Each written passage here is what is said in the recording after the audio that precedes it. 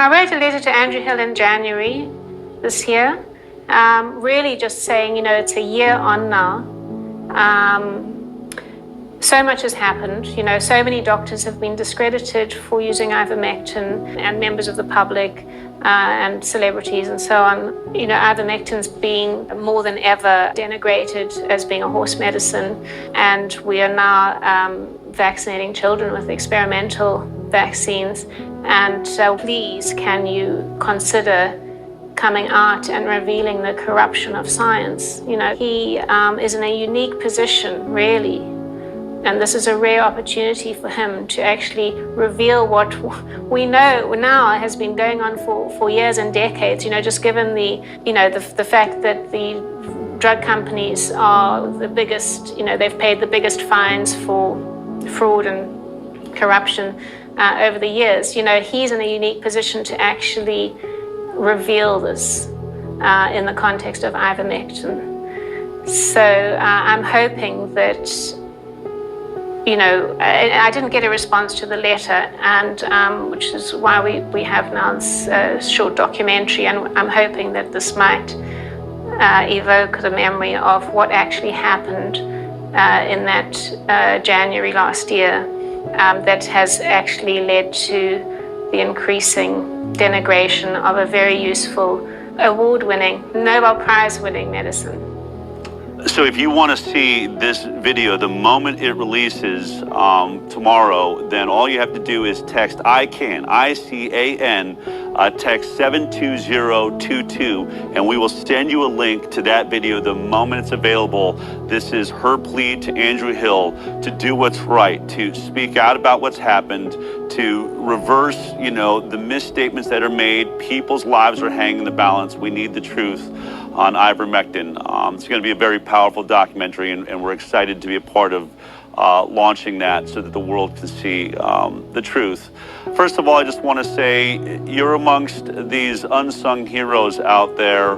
Clearly, you're putting your reputation on the line. Your work with the WHO has been impeccable. Is this the first time you found yourself in sort of in a conflict position in the work that you do? It seems like you've been celebrated by the WHO until you stumbled upon ivermectin. Yes, yeah, it's the first time I've ever been, I'm really a behind-the-scenes person. I've never really been, in media at all. Now I've had to really rely on media and small media groups to help raise awareness. And so it is a very strange position to find myself now.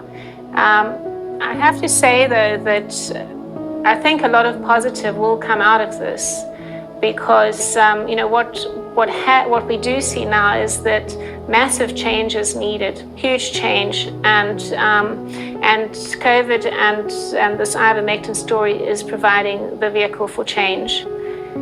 So we have, you may be aware, have established a World Council for Health, which is a completely transparent, non-profit initiative, and it's pretty much manned by volunteer scientists and doctors and legal experts from around the world.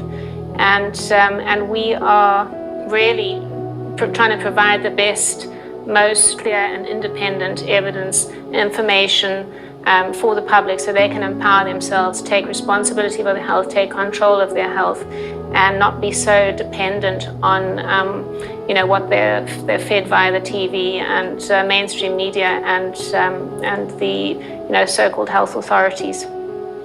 Well, you continue to do amazing work. You're obviously a champion of the people. I want to thank you for helping us on the High Wire with our investigation as we continue to try and get to the bottom of what has happened here in this world. So many anomalies that don't make sense. Science literally hanging in the balance. So much of the work you do has to do with evidence-based medicine, evidence-based review. We are looking at a time where we may see the end of evidence-based anything when it comes to science. So for championing science and being there, I want to thank you for taking the time today to join us. Thanks very much. Thanks very much, Del. I do think that, we are we're at a completely new stage because we've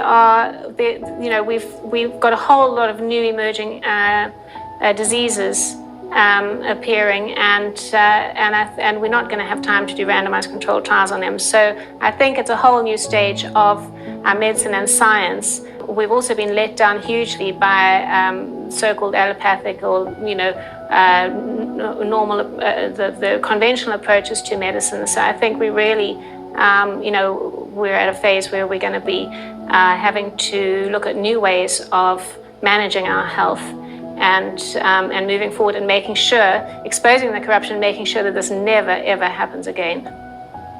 I agree with you completely, and that will be and is sort of a rallying cry and a mission for the work that we do. We will be standing with you into the future as we try to make sure that we don't live in a world where we're only testing new drugs when there are drugs that could be repurposed, and just because they don't make any money for anybody, they could be saving lives. They need to be a part of the discussion.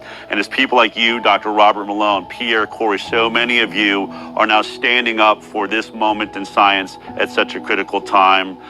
You're a hero. I want to honor you today for your work, and just know that we are supporting you. Our prayers are with you.